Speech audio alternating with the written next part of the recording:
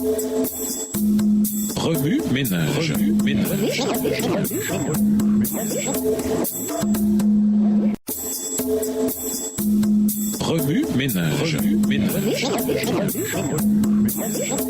Bienvenue dans votre émission. Remue ménage. Nous voilà à la leçon de mardi. Investiguer. Lisons de Rois 1, Genèse 19, les versets 1 à 29, Apocalypse 20, le verset 9, Matthieu 10, les versets 14 à 16, Matthieu 12, les versets 14 à 21 et Philippiens 2, les versets 1 à 8. 2 Rois, le chapitre 1. Moab se révolta contre Israël après la mort d'Akab. Or, Akazia tomba par le treillis de sa chambre haute à Samarie, et il en fut malade. Il fit partir des messagers et leur dit: allez consulter Baal-Zébud, dieu d'Écron, pour savoir si je guérirai de cette maladie. Mais l'ange de l'Éternel dit à Élie, le Shibite: lève-toi, monte à la rencontre des messagers du roi de Samarie, et dis-leur: est-ce parce qu'il n'y a point de Dieu en Israël que vous allez consulter Baal-Zébud, dieu d'Écron? C'est pourquoi ainsi parle l'Éternel: tu ne descendras pas du lit sur lequel tu es monté, car tu mourras. Et Élie s'en alla. Les messagers retournèrent auprès d'Akazia, et il leur dit: pourquoi revenez-vous? Verset 6. Ils lui répondirent: un homme est monté à notre rencontre et nous a dit: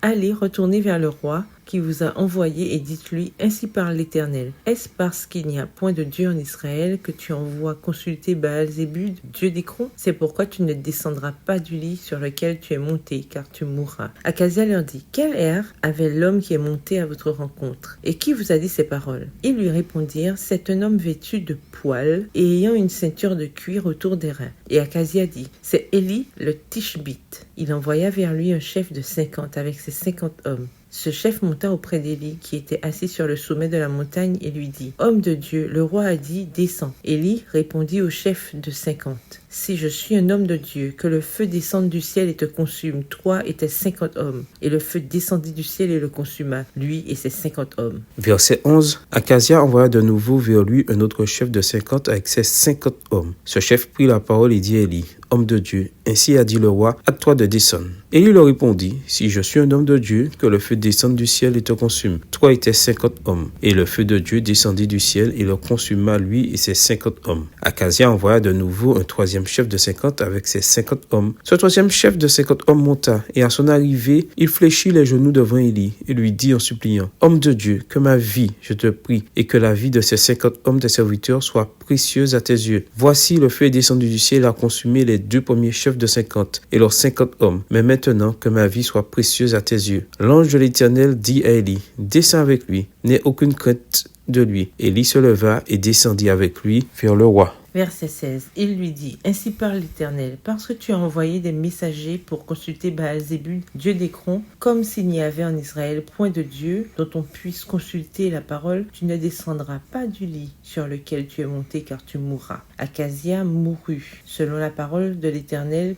prononcée par Élie, et Joram régna à sa place, la seconde année de Joram, fils de Josaphat, roi de Juda, car il n'avait point de fils. Le reste des actions d'Akazia et ce qu'il a fait, cela n'est-il pas écrit dans le livre des chroniques des rois d'Israël? Genèse 19, les versets 1 à 29. Les deux anges arrivèrent à Sodome sur le soir, et Lot était assis à la porte de Sodome. Quand Lot les vit, il se leva pour aller au-devant d'eux et se prosterna la face contre terre. Puis il dit: voici mes seigneurs, entrez, je vous prie, dans la maison de votre serviteur, et passez-y la nuit. Lavez-vous les pieds, vous vous lèverez de bon matin, et vous poursuivrez votre route. Non, répondirent-ils, nous passerons la nuit dans la rue. Mais Lot les pressa tellement qu'ils vinrent chez lui et entrèrent dans sa maison. Il leur donna un festin et fit cuire des pains sans levain, et ils mangèrent. Il n'était pas encore couché que les gens de la ville, les gens de Sodome, entourèrent la maison depuis les enfants jusqu'aux vieillards. Toute la population était accourue. Ils appelèrent Lot et lui dirent: où sont les hommes qui sont entrés chez toi cette nuit? Fais-les sortir vers nous pour que nous les connaissions.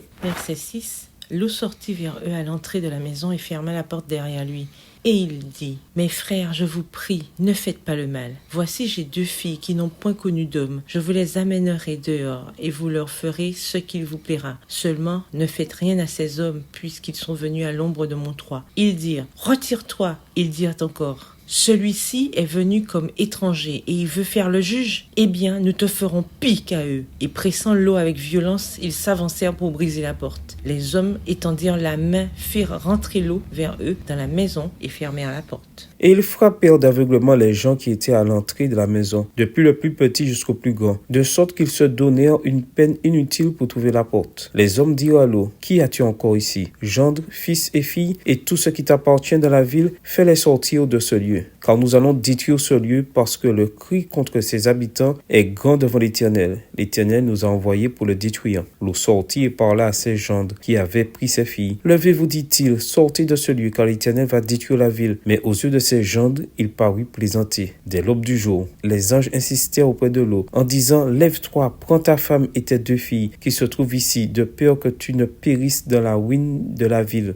Verset 16. Et comme il tardait, les hommes le saisirent par la main, lui, sa femme et ses 2 filles, car l'Éternel voulait l'épargner. Ils l'emmenèrent et le laissèrent hors de la ville. Après les avoir fait sortir, l'un d'eux dit, « Sauve-toi pour ta vie, ne regarde pas derrière toi et ne t'arrête pas dans toute la plaine. Sauve-toi vers la montagne, de peur que tu ne périsses. » Lot leur dit, « Oh non, Seigneur, voici j'ai trouvé grâce à tes yeux et tu as montré la grandeur de ta miséricorde à mon égard en me conservant la vie. Mais je ne puis me sauver à la montagne avant que le désastre m'atteigne, et je périrai. Voici, cette ville est assez proche pour que je m'y réfugie, et elle est petite. Oh, que je puisse m'y sauver. N'est-elle pas petite et que mon âme vive? Verset 21. Et il lui dit, « Voici, je t'accorde encore cette grâce, et je ne détruirai pas la ville dont tu parles. Hâte-toi de t'y réfugier, car je ne puis rien faire jusqu'à ce que tu y sois arrivé. » C'est pour cela que l'on a donné à cette ville le nom de Soar. Le soleil se levait sur la terre lorsque l'eau entra dans Soar. Alors l'Éternel fit pleuvoir du ciel sur Sodome et sur Gomorrhe du soufre et du feu de par l'Éternel. Il détruisit ces villes, toute la plaine et tous les habitants des villes et des plantes de la terre. Verset 26. La femme de Lot regarda en arrière et elle devint une statue de sel. Abraham se leva de bon matin pour aller au lieu où il s'était tenu en présence de l'Éternel. Il porta ses regards du côté de Sodome et de Gomorrhe et sur tout le territoire de la plaine. Et voici, il vit s'élever de la terre une fumée comme la fumée d'une fournaise. Lorsque Dieu détruisit les villes de la plaine, il se souvint d'Abraham et il fit échapper Lot du milieu du désastre par lequel il bouleversa les villes où Lot avait établi sa demeure. Apocalypse 20, verset 9. Et ils montèrent sur la face de la terre, et ils investirent le camp des saints et la ville bien-aimée, mais un feu descendit du ciel et les dévora.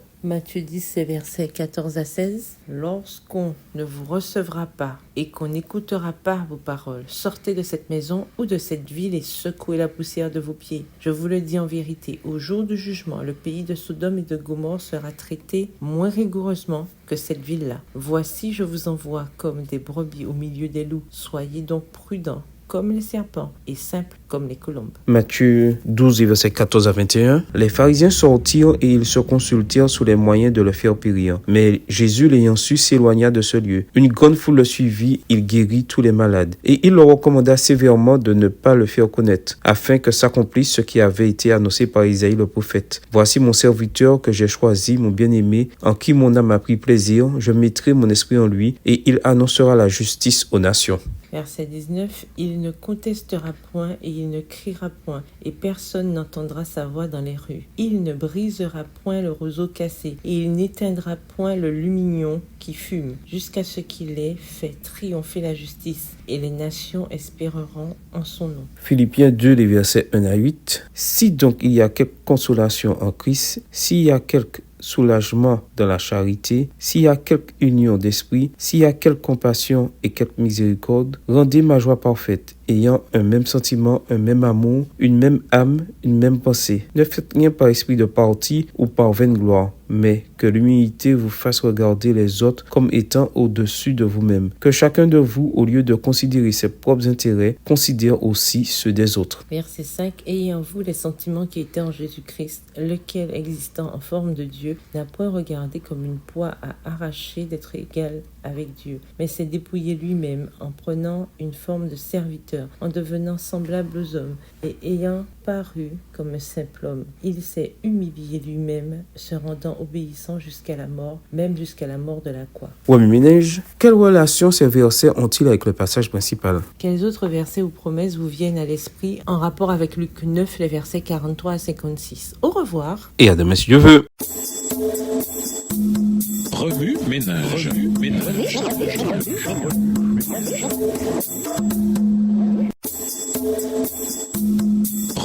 ménage.